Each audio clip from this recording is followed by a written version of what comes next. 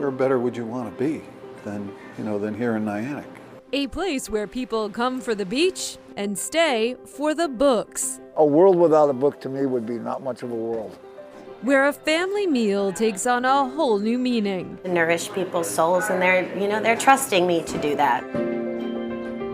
And you'll never guess whose hands helped build this stage, from this little town to Wall Street.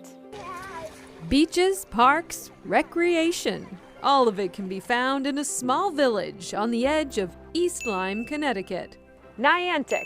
It's the only village in Connecticut that has its main street run right along Long Island Sound. It's not quite a hidden gem, but perhaps an understated one. This is Chronicle on WCVB Channel 5. Signs of spring frame barren trees. The warm sun calls fresh blooms to life. Spring plays host to winter's departure and summer's arrival.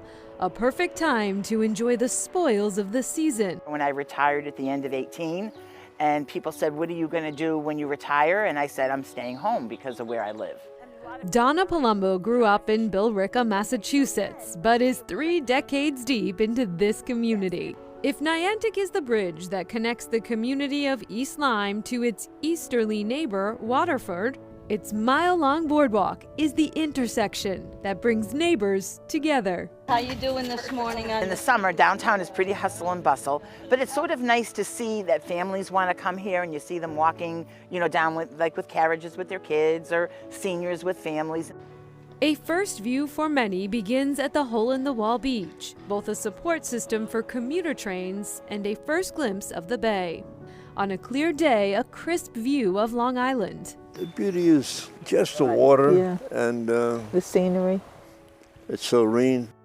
Americus Vicari arrived in Niantic like so many, by chance, or some might say, fate. I had a client in New York, and one day he said, why don't you and your wife come to my place in Niantic? And I said, where's Niantic? We stayed overnight, and 2 weeks later I bought a house. That was 2 decades ago. He and his partner, Jane Calkins, have seen many ebbs and flows here.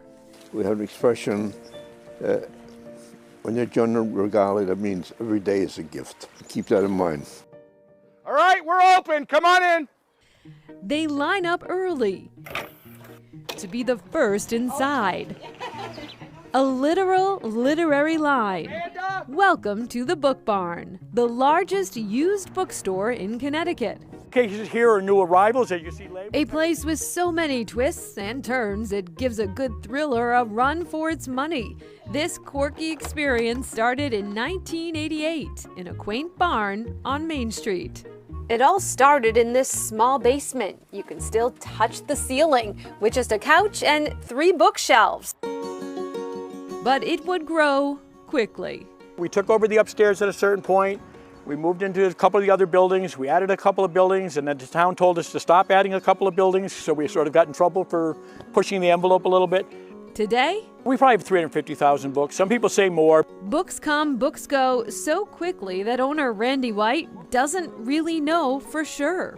We will never have a database. We take in 10,000 books a week, and there's no way we could ever catalog that many books.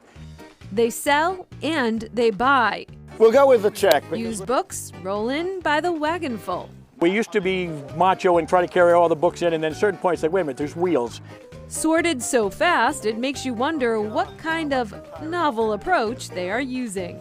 It's repetition, it's just what you see, it's a visual thing. Howard Winehouse turned his first page here several years ago. We came here and it's like, oh my God. So first of all, we left with 6,000 books. He and his wife drive over an hour to sell books. We are bringing books, but we're buying more anyway. I have to promise that I will give this away when I've read it. Open 363 days a year with so many shelves, sheds, sidewalks full of endless titles, we wondered, what happens if it rains? The rule here is we're second, the books are first. Chuck Howard knows the deal. He's been working here for 33 years. A world without a book to me would be not much of a world. A forever widening world of wisdom, adventure, education. Along with the bookworms, there are carrot-munching goats and 2 resident cats, Cheese Puff, Shy Kitty. Anything we can do to make a kid think a bookstore is the greatest thing ever is, you know, once you have them hooked, you've got them for life. You know, once you're a reader, you'll always be a reader. Mission accomplished, Randy. We just come here a lot during the summer because we love reading. And it's a really beautiful place. Much like a good read, it's hard to keep track of time here. How long do you spend when you come here? Like maybe almost all day. 2 or 3 hours, I guess. So cute. And Niantic's 1 Mile Boardwalk is the longest continuous stretch of public beach in Connecticut. It's also a bit of a classroom. There are signs throughout the parking lot that explain stormwater technologies that are being used to reduce pollution, of course, flowing into